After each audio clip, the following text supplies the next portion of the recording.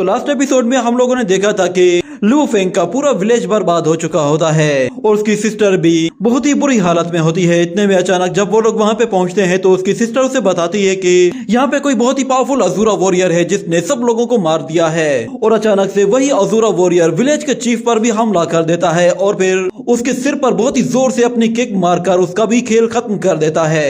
ये देखकर शाओयू अपने फादर का बदला लेने के लिए जाता है, मगर वो वॉरियर उसका भी एक पूरा हाथ उखाड़ देता है और फिर उसके बाद वो लुओ फेंग की सिस्टर उसकी आंखों के सामने मार देता है। ये देखकर लुओ फेंग गुस्से में एकदम पागल हो जाता है और उसकी बॉडी से एक बहुत ही पावरफुल ब्लड ऑरा निकलता है। मगर अगले ही सीन में हमें दिखाया जाता है कि वही वॉरियर उसे घसीटते हुए एक गुफा के अंदर ले आता है और वहाँ पे लाकर उसे वो अपने हाथों से कुचल देता है। और जब उसकी आंख खुलती है तो उसके सामने एक और अजूरा वॉरियर होता है जो कि उसे कहता है कि मैं तुम्हें तुम्हारे सारे सवालों के जवाब दूंगा। उसे देखकर लुओ फेंग कहता है कि तुम कोई नॉर्मल अजूरा नहीं हो। तो वो अजूरा वॉरियर कहता है कि हाँ तुम सही कह रहे हो, हम लोग बाकी अजूरा से थोड़े से डिफरेंट हैं। हम लोग उन अजूरा वॉरियर्स में से एक हैं जिन्हें हेवन से निकाला गया था और जिस शिप में इस वक्त तुम मौजूद हो ये वही शिप है जिसमें हम लोग यहाँ पे आए थे और ये यहाँ पे एक मोर्टल वर्ल्ड में क्रैश कर गई थी। बातें सुनकर लुओ फेंग हैरान हो जाता है और वो कहता है कि क्या तुम वही लेजेंडरी अजूरा हो जिन्हें हेवन से निकाला गया था? इसका मतलब है कि तुम हमारे एंसेस्टर हो। जिस पर वो कहता है कि जरा खामोश हो जाओ, ये मेरी टेरिटरी है और यहाँ पे मैं ज्यादा आवाज में बात नहीं करता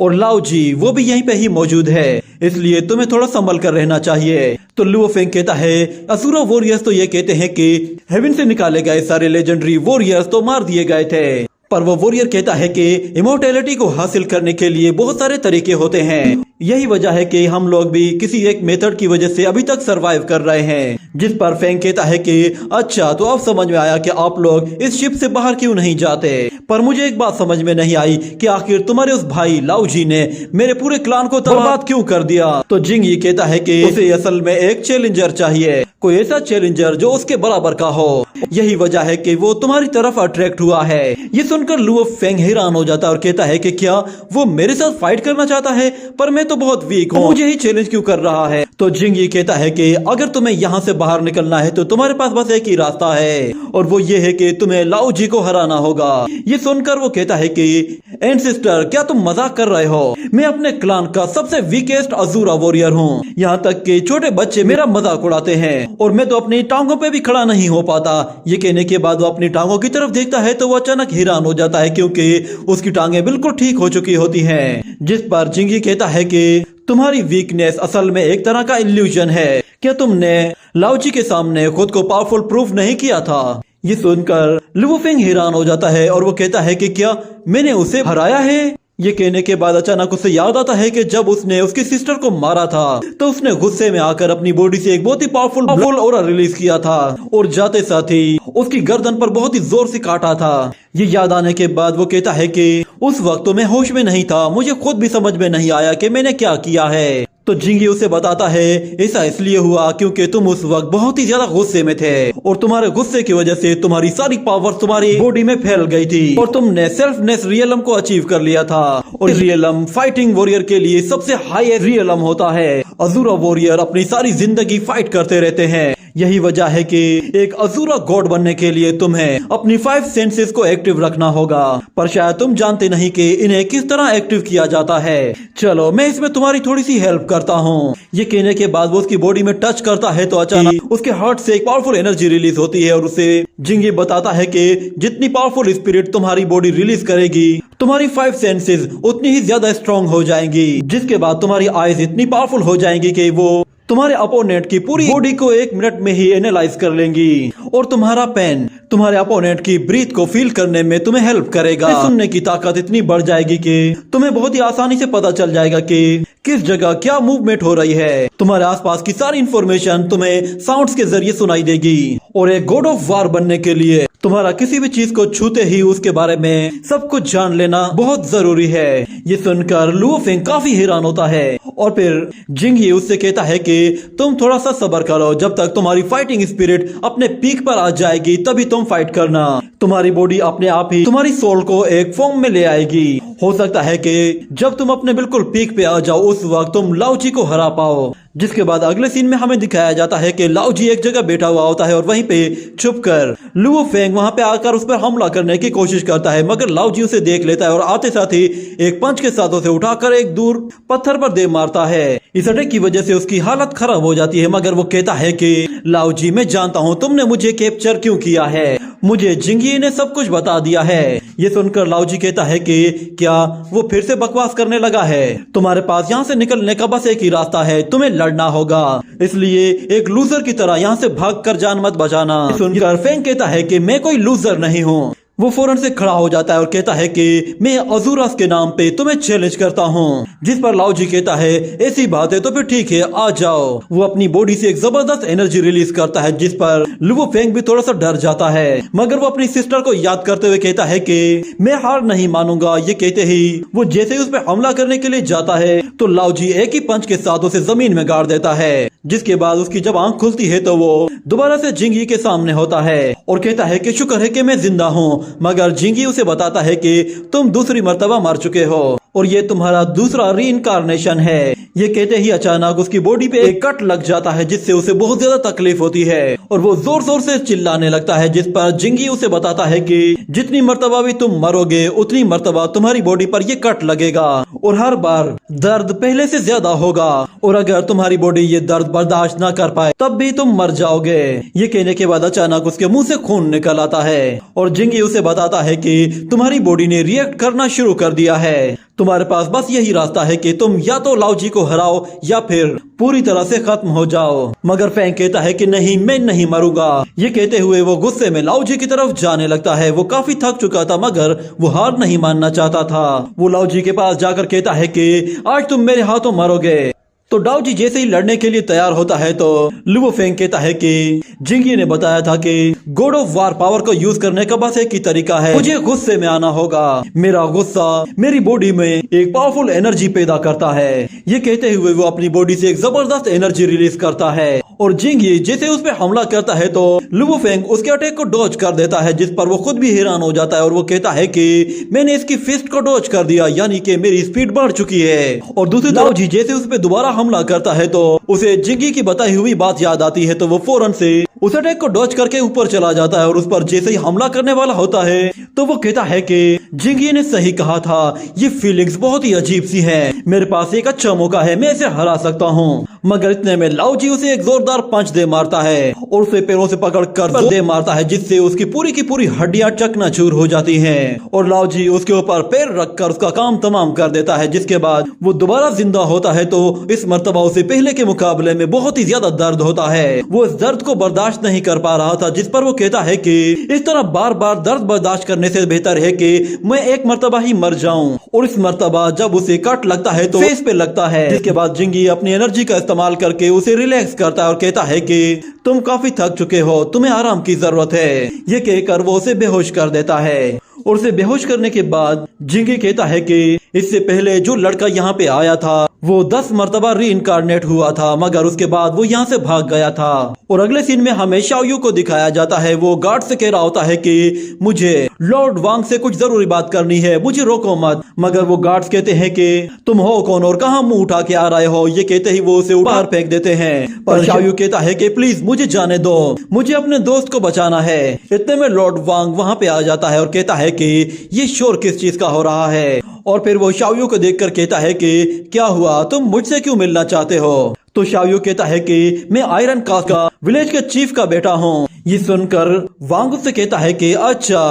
तो उस विलेज से तुम जिंदा बचकर आए हो, मुझे बताओ तुम्हारे क्लान को किसने डिस्ट्रॉय किया है। तो शाओयू कहता है कि वो एक अजूरा है, उसके दोनों हाथों में चेन्स लिपटी हुई है। ये सुनकर वांग हैरान हो जाता है और कहता है कि मुझे और बताओ। तो वो बताता है कि मैं अपने दोस्त लू फेंग के साथ जब विलेज में पहुंचा था तो देखा कि उस अजूरा वॉरियर ने मेरे पूरे विलेज को खत्म कर दिया है, यहाँ तक कि उसने फाइट में मेरे फादर को भी आसानी से हरा दिया। और जब मैंने उससे फाइट करने की कोशिश की तो उसने एक ही अटैक में मेरा पूरा बाजू उखाड़ दिया है। ये सुनकर वांग को बहुत गुस्सा आ रहा होता है और शाओयू उसके आगे के बल बैठकर कहता है कि प्लीज मेरे दोस्त को बचा लीजिए। मगर वांग कहता है कि शाओयू तुमने काफी अच्छा काम किया है, मगर तुम चाहो तो अब मर सकते हो। ये कहने के साथ वो उस पर एक पावरफुल एनर्जी अटैक कर देता है और दूसरी तरफ हम देखते हैं कि लुओ फेंग उस अज़ूरा वॉरियर से पिट रहा होता है और वो कहता है कि मैं हार नहीं मानूंगा।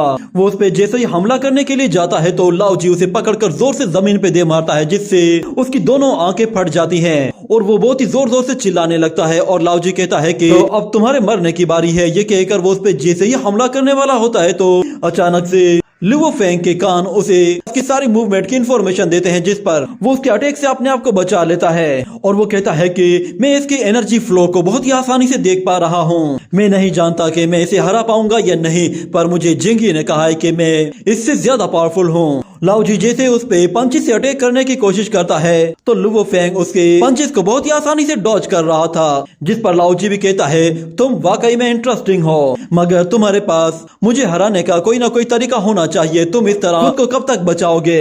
ये कहने के बाद अचानक लुओ फेंग जैसे उस पे हमला करने के लिए जाता है तो लाओ जी उसके अटैक को फौरन से पकड़ लेता है और कहता है तुम्हारी स्पीड बहुत ही स्लो है। ये कहकर वो उसकी गर्दन से पकड़कर उसे जोर से दबाता है, जिससे उसकी गर्दन टूट जाती है और उसका काम वही तमाम हो जाता है। मगर लुओ फेंग दोबारा से रीइंकार्नेट होता है और दोबारा से फाइट करने के लिए आता है, मगर हर बार वो इसी तरह वहां से पिट कर रीइंकार्नेट होता है, मगर वो किसी बार भी हार नहीं मानता। जिसके बाद वो कहता है कि बार बार फाइट करना, बार बार मरना और बार बार जिंदा होने से मेरी फाइटिंग सेंस और भी ज्यादा स्ट्रॉन्ग होती जा रही है और मेरी स्पीड तो पहले के मुकाबले में बहुत ज्यादा बढ़ चुकी है। वो पता नहीं कितनी मर्तबा रीइंकार्नेट हुआ था, उसे खुद भी अब याद नहीं था। जिसके बाद वो कहता है कि अब मुझे किसी चीज का डर नहीं। हर बार की लड़ाई पहले के मुकाबले में ज्यादा एक्साइटेड होती है। वो जितनी मर्तबा लड़ता है उसका लड़ाई के लिए जोश उतना ही ज्यादा बढ़ जाता है और जब उसकी आखिरी बारी आती है तो वो कहता है कि अब यही सही टाइम है। वो दोबारा से वहां पे जाता है तो वो कहता है कि ये जगह बिल्कुल चेंज क्यों हो गई है? मैं पहले यहाँ पे आया था तब तो ये जगह यहाँ पे नहीं थी। और फिर अचानक उसे वहां पे जिंग ये दिखाई देता है तो लुओ फेंग उससे जाकर कहता है कि ये इतनी सारी डेड बॉडीज किसकी हैं? तो जिंगी उसे बताता है कि ये सब के सब सुपर ग्रेट फाइटर थे। तो लुओ फेंग कहता है तुम अकेले इतना टाइम से इनकी अकेले ही देखभाल कर रहे हो, तुम्हें अकेलापन तो फील होता होगा। मगर जिंगी कहता है इससे कोई फर्क नहीं पड़ता, जब तक मेरा मिशन कंप्लीट नहीं हो जाता मुझे ये सब कुछ करते रहना है। और मैं तुम्हें बता दूं कि यहाँ पे आने वाले तुम पहले लड़के नहीं हो। तुमसे पहले लाओ जी बहुत से लोगों को पकड़कर यहाँ पे लाया था, मगर वो सब के सब बिल्कुल बेकार थे। लाओ जी को एक ट्रू वार ऑफ गॉड चाहिए था जो कि आगे चलकर अज़ूरा किंग बने और अज़ूरा वॉरियर्स को लीड करे। तो फेंग कहता है कि अच्छा तो ये वजह है कि तुम लोग ये शिप छोड़कर नहीं जा रहे। तो जिंगी कहता है कि हाँ तुम सही कह रहे हो, मगर मैं तुम्हें एक बात बता दूं, तुम्हारी बॉडी इस वक्त अपनी पूरी लिमिट पर पहुंच चुकी है। तुम्हारे सारे के सारे इंटरनल ऑर्गन्स पूरी तरह से डैमेज हो चुके हैं। अगर तुमने लाओ जी को इस मर्तबा ना हराया तो मुझे डर है कि तुम इस बार मर गए तो फिर दोबारा जिंदा नहीं हो पाओगे। क्या तुम्हें वाकई में यकीन है कि तुम उसे हरा पाओगे? ये कहने के बाद वो दोबारा से लाओ जी के पास जाता है तो लाओ जी भी खड़ा हो जाता है और वो कहता है कि चलो इस मर्तबा मैं भी तुम्हारे साथ सीरियस होकर फाइट करूंगा। जिस पर फेंग कहता है कि ठीक है तो फिर आ जाओ। ये कहते ही दोनों एक दूसरे की तरफ आगे बढ़ते हैं और जाते साथ ही लाओ जी उस पर अपने घुटने से वार करता है। मगर लुओ फेंग कहता है मुझे तुम्हारे सारे मूव्स का पता चल चुका है। मगर इतने में अचानक लाओ जी उस पर एक पंच के साथ अटैक करके उसे जोर से जमीन पे दे मारता है और उसे बालों से पकड़कर दूर एक दीवार पर दे मारता है। इस अटैक के बाद लुओ फेंग और भी ज्यादा खुश होता है और वो कहता है कि सच में इस बार तो मजा आया। उसकी फाइटिंग स्पिरिट और भी ज्यादा बढ़ती जा रही होती है। उसकी बातें सुनकर लाओ जी भी हंसने लगता है और वो कहता है कि वो अज़ूरा जो के लड़ाई को एंजॉय करते हैं वही अज़ूरा गॉड बनते हैं। चलो तो फिर ये खेल शुरू करते हैं। वो उस पर जैसे ही पंच से अटैक करता है तो लुओ फेंग फौरन से दूसरी तरफ चला जाता है और कहता है इस बार जीतने की बारी मेरी है। वो बहुत ही तेजी से उस पे हमला करने के लिए आता है तो दूसरी तरफ लाओ जी भी उसे पंच मारने की कोशिश करता है और दोनों ही एक दूसरे पर पूरी ताकत से हमला करते हैं। और इतने में अचानक लुओ फेंग की पावर्स बहुत ही ज्यादा बढ़ जाती हैं और उसकी स्पीड एकदम से इंक्रीज होती है, जिससे वो लाओ जी के अटैक को डॉज करके उसके फेस पर एक जोरदार पंच दे मारता है। मगर लाओ जी हार नहीं मानता, वो उसके फेस को पकड़कर उसे जमीन में गाड़ देता है और अपने दोनों हाथों के साथ उसे मारने ही वाला होता है कि इतने में लुओ फेंग वहां से हट जाता है। मगर वो देखता है कि लाओ जी अभी भी उसके पीछे है। लाओ जी उसके सिर पर जोर से वार करता है। लुओ फेंग जोर से जाकर नीचे गिरता है और वो कहता है कि ऐसा लग रहा है कि जैसे मेरी खोपड़ी टूट गई है। और फिर लाओ जी उसे पकड़कर उसकी कमर तोड़ने की कोशिश करता है, जिससे वो एक बार में ही उसका काम तमाम कर दे। मगर लुओ फेंग किसी तरह खुद को बचाकर उसे हवा में ऊपर उछाल देता है और अपनी पूरी ताकत का इस्तेमाल करते हुए उसे एक जोरदार पंच मारता है, जिससे लाओ जी जोर से जाकर वो एक दीवार पे लगता है और हमें दिखाया जाता है कि लुओ फेंग अपनी गर्दन को खुद ही सीधा कर देता है और अपनी कमर की हड्डियां भी दोबारा से अपनी जगह लेकर आ जाता है। और फिर वो लाओ जी से कहता है कि इस मर्तबा तो तुमने मुझे तकरीबन मार ही डाला था। मगर लाओ जी उससे कहता है कि मैं जैसे ही तुम्हारे पास पहुंचा था अचानक से मेरी स्पीड इतनी कम क्यों हो गई थी, तुमने कौन सा मेथड यूज किया था। तो लुओ फेंग कहता है कि मेरी सारी सेंसेस अब पूरी तरह से काम कर रही हैं और मुझे ऐसा लग रहा है कि तुम मेरी सेंस पावर की वजह से ही इफेक्ट हुए हो। वहाँ पर जिंगी भी आ जाता है, जिसे देखकर लाओ जी कहता है कि इस लड़के ने तो वाकई कमाल कर दिया।